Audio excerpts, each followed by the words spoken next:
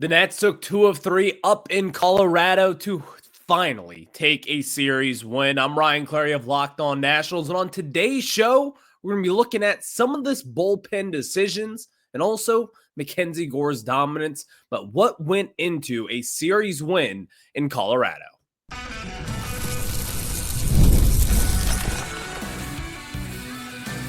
You are Locked On Nationals, your daily Washington Nationals podcast. Part of the Locked On Podcast Network, your team every day.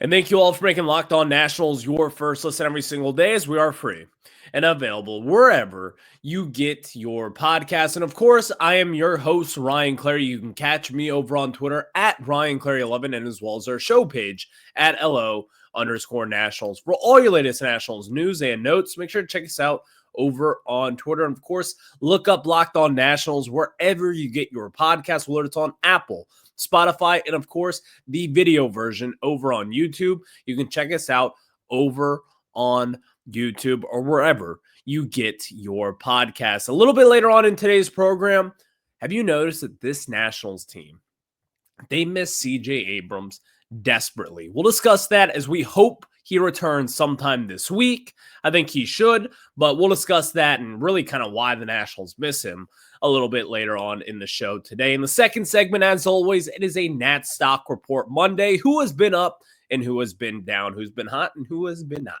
We'll discuss that a little bit later on in today's show, but we start off discussing this series win that happened in Denver, which was a snow out on Friday, but the Nationals, they stuck to it and they got the win. This episode is brought to you by Monarch Money. Take control of your finances with Monarch Money. Use code LOCKEDONMLB at monarchmoney.com for 50% off your first year.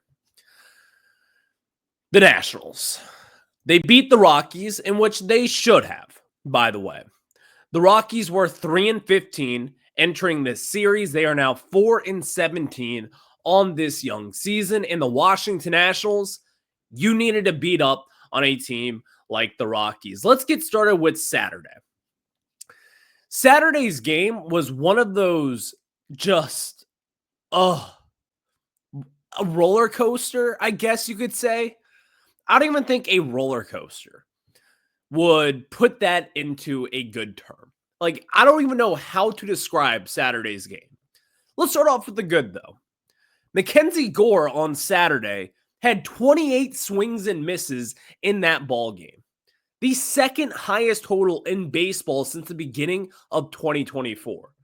MacKenzie Gore was unreal on Saturday in that first start, going up against Chase Dollander, the Rockies' top prospect, making his third start in Major League Baseball. And MacKenzie Gore displayed his dominance at a very hitter-friendly ballpark against a pretty sluggish Colorado Rockies team. And in that ball game, MacKenzie Gore striking out 13 batters over the course of that game.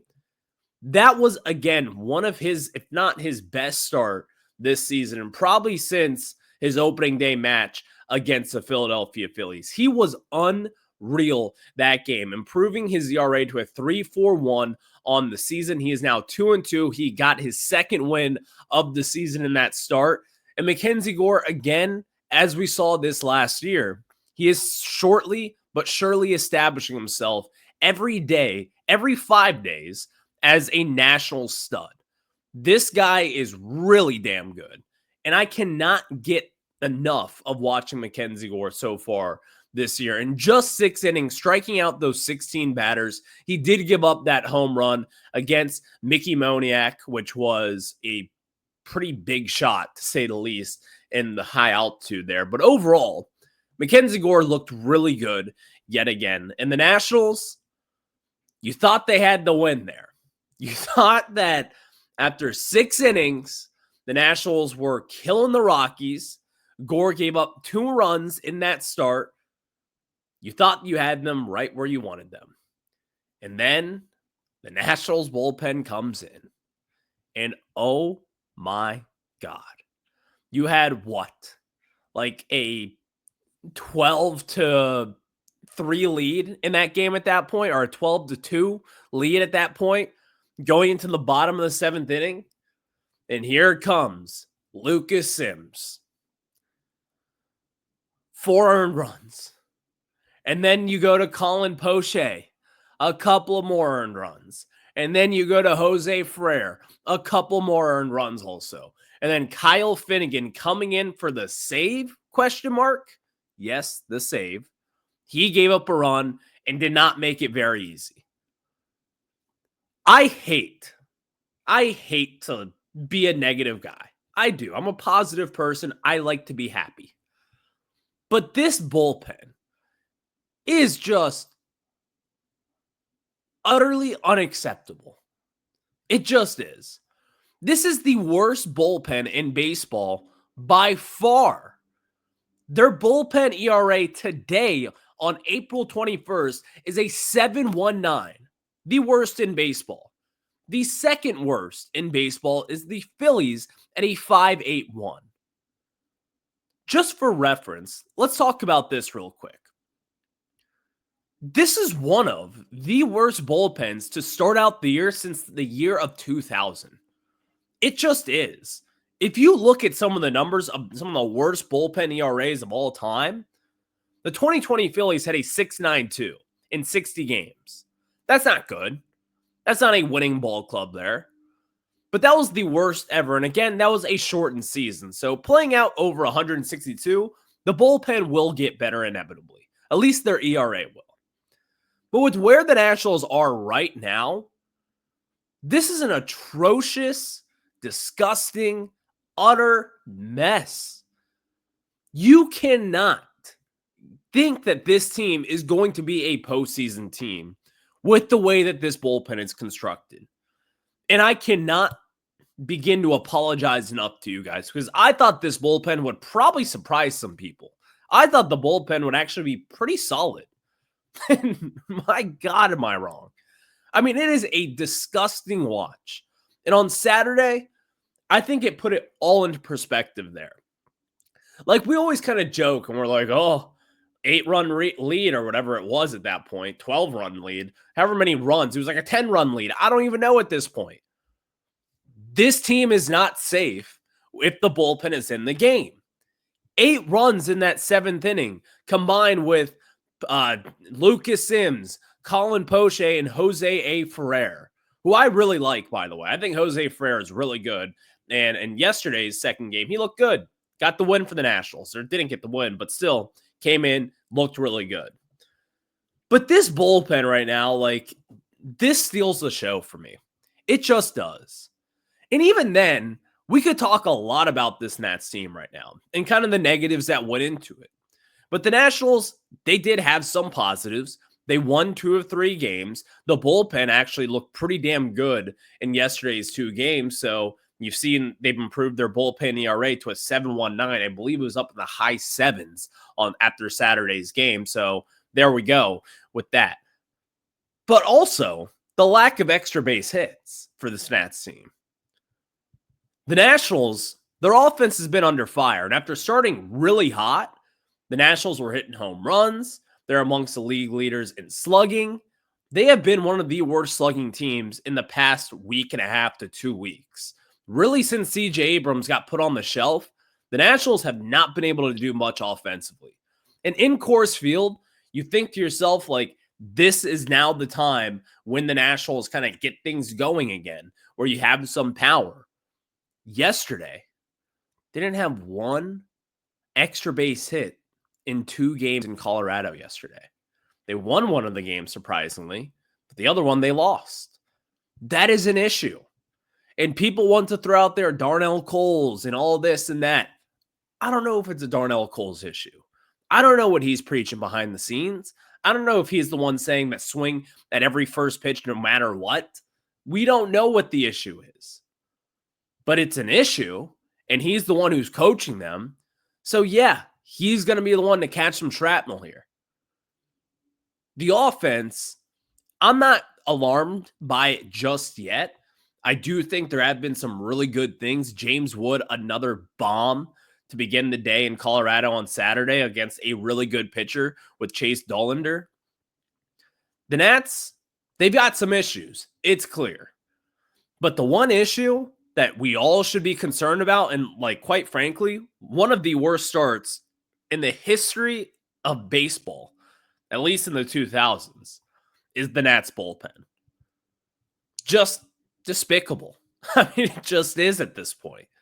No other way to put it. This bullpen, it's an issue. And I don't know where we go from here, but I can tell you this much. It ain't good. And this team, they're not going to go to the postseason with a bullpen like this. I can tell you that much right now.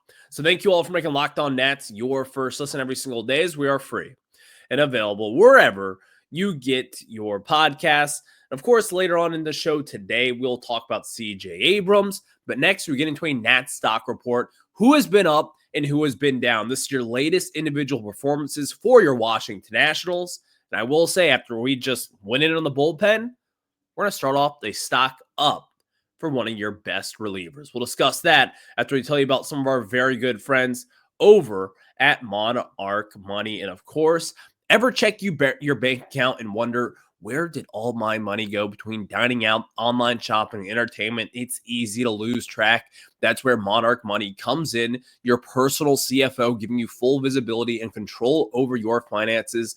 Guys, Monarch Money isn't just a budgeting app. It's a complete financial command center. You can track all your accounts, investments, and spending in one place. You stop just managing your money and start building wealth.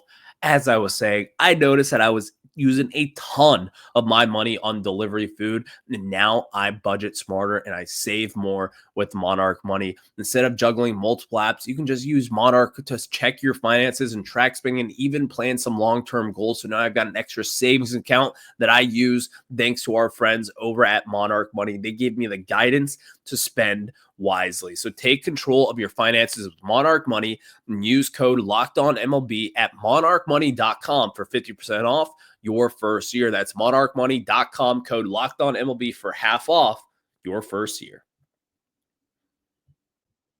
And thank you all for making Locked On Nationals your first listen every single day, as we are free and available wherever you get your podcast. Let's get into a Nats stock report. Who has been up and who has been down? As we mentioned, we just went in on the bullpen, but we got to stock up for Kyle Finnegan.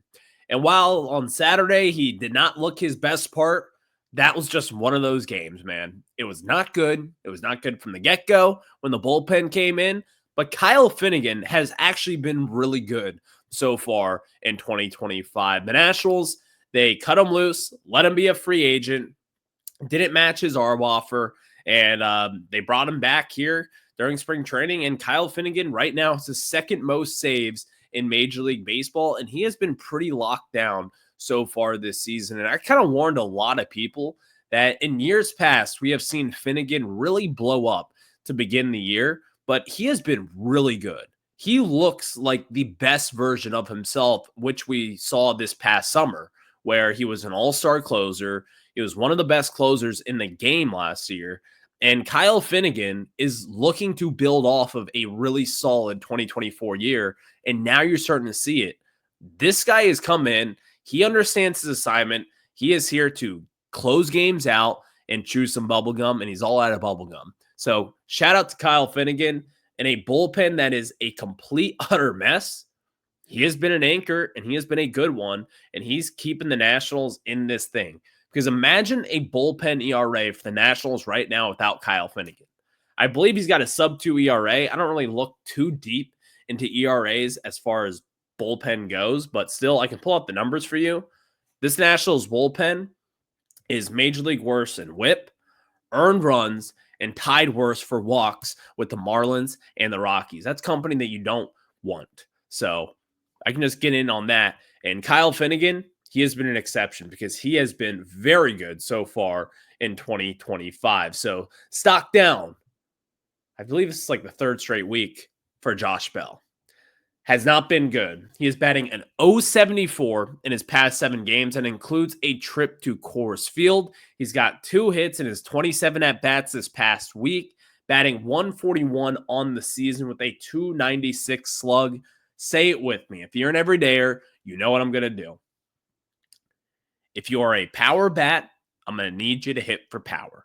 Josh Bell, you have he has said it himself. Before the season, he was on with Grant and Danny over at 106.7 The Fan, and Josh Bell said it. I was brought here to bring in power. He is not bringing in power right now. Josh Bell just looks like a shell of himself from back in 2021 in the early parts of 2022, where he was really good with the Nationals. But I think that this is just a simple case of the prime is past Josh Bell. He is not here anymore. He's not going to be himself. This is a low-cost move the Nationals tried to bring in here. Maybe you trade him at the deadline for something, but it's not working out. And you would think that taking the glove out of his hand with Nathaniel Lowe playing everyday first base outside when he was sick last week, you would think that it would have kind of made him focus more on hitting. I mean, he is still focused on hitting, obviously, but you would think that would come with better results. It has not. Josh Bell just looks lost to the plate, and it has not been a pretty performance so far in 2025. But speaking of not pretty performances in 2025, we spent a lot of time talking about Dylan Cruz and the slow start. And if you have a slow start offensively, you're going to need a trip to Colorado, and he ate up this past weekend. Stock up for Dylan Cruz. Over the last 7 games, batting .296, a .321 OBP, a .556 slug, and an .877 OPS. And also, I will say, in yesterday's ball game, he had probably could have been a triple completely robbed from him in the outfield after a great play by the Rockies. Dylan Cruz is slowly but surely starting to pick things up a little bit. I still think that he is a little bit too selective and at times doesn't really swing at the right pitches, but he is trending in the right direction. This time last week, it was a legit concern for us talking about him maybe getting demoted down to AAA at some point, as we've seen with Jackson Holliday having another really slow start with the Orioles. Couldn't be surprised if he gets sent down eventually again.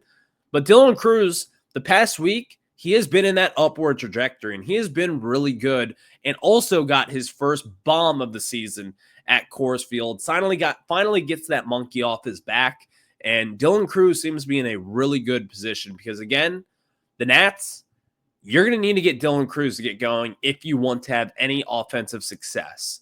James Wood has been a monster so far this year. Dylan Cruz started off awful, has then picked it up this past week, and CJ Abrams has been off to a very hot start also, but unfortunately is on the shelf. Someone that we thought would get into a big kind of breakout year is Luis Garcia Jr. Stock down for Luis Garcia Jr., the second baseman. He is batting .209 on the season so far, has a .569 OPS, a .299 slug. He's kind of falling back to his pre-2024 issues, chasing a ton of pitches, which, by the way, is a common theme here with a lot of the Nationals. This has been a theme for quite some time, especially with Luis Garcia Jr. Even this last year, where he had that breakout year, where he was one of the best offensive second basemen in all of baseball, Luis Garcia Jr. chased a lot. But the difference was from last year and the first few weeks of this season is that Luis Garcia, when the ball was in the zone, he was going to hit it and he was going to put it in a good place where you're going to get on base. So far, the luck has not been there for Garcia, but the approach has been different. And that's the part where I think it's a little concerning, to say the least, because he's 24. I don't expect him to have it all click. He's still really young in baseball terms, but he's been up in the bigs now for really since 2020, where he made his debut at 19 years old. Luis Garcia Jr. is a very good offensive talent and also has established himself as a really good second baseman. But he's going to have to pick it up offensively right now because he's kind of falling back into his 2022, 2023 struggles where he was sent down and it was not pretty. So Luis Garcia Jr. got to pick it up, my friend. You got to stop chasing. You have to stop swinging at every first pitch and just put the ball in play, find your pitch, and good things will happen eventually. I don't need you to sell out for the long ball. We don't need you to take walks.